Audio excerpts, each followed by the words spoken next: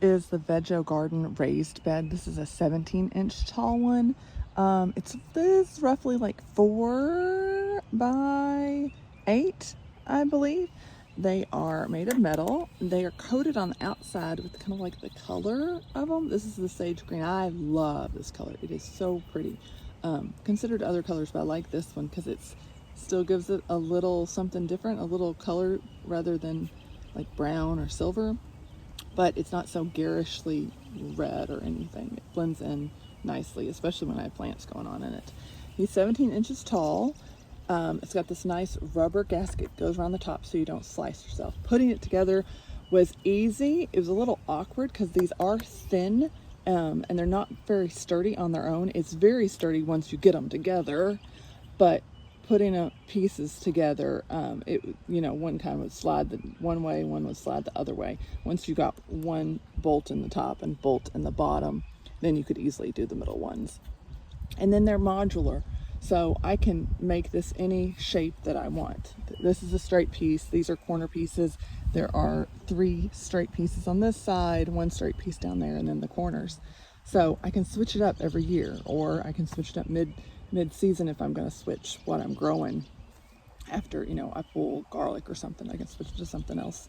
It also has the option to do the lights. These are extra, but they're magnetic. This one's kind of dirty. They're magnetic and solar, and they just snap right on. They fit in the groove really nicely, and the magnetic is strong enough to hold on there. But like if the mower or if you're walking right by and you hit one, it'll come off without breaking any parts or pieces or any interior components of the light itself. And they give off a really nice glow. My girls also like to kind of move them around and make different designs with them on the side of the bed. They will hold, one thing to keep note, 17 inches I think is one of their shorter ones.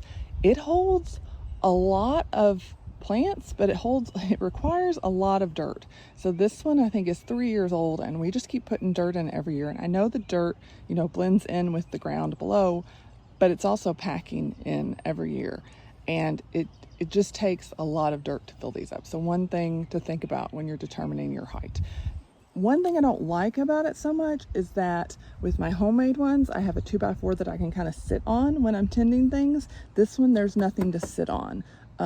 I have, garden stools I can bump up next to it and sit on, but then again, I'm moving something. So I wish they had like a ledge or maybe an extra piece that you could buy that would just sit here and like a U shape that you could sit on and perch and tend to your plants. But overall, they're beautiful. We've got, even when they get a little scuff from the lawnmower or a tool, you can barely see it. They've held up really, really well. They're nice and sturdy. They're a good depth for everything that I grow. I usually have tomatoes in this one. I just need to get started on them. And they hold up to all of the elements and all of the weather. I'm in Tennessee, so it tends to be not tremendously cold, but when we have ice storms, it still holds up well.